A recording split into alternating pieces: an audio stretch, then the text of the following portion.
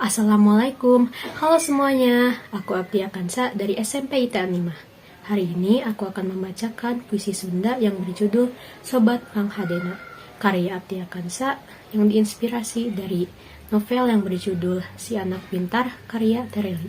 Selamat menyaksikan. Sobat Panghadena.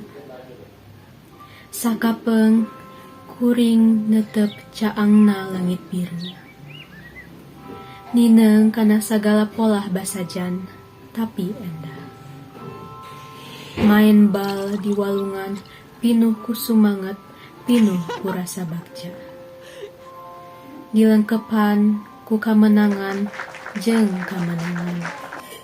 Nepi ka mangsana, urang teu silih panuju. Sagala nu teu sapira, jadi berat pohara. Silih tuding, adigung nu nyesa.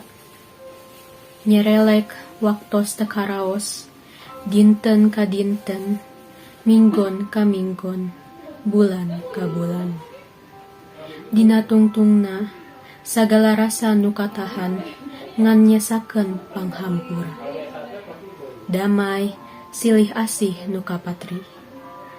Taya deui jarak nu ngahalangan. Nanging nasib teu bisa dipungkir, sanajan anjeun tos teu di dieu deui, anjeun salawasna jadi sobat nu panghadena.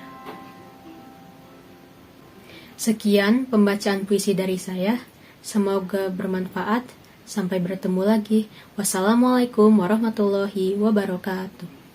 Dadah.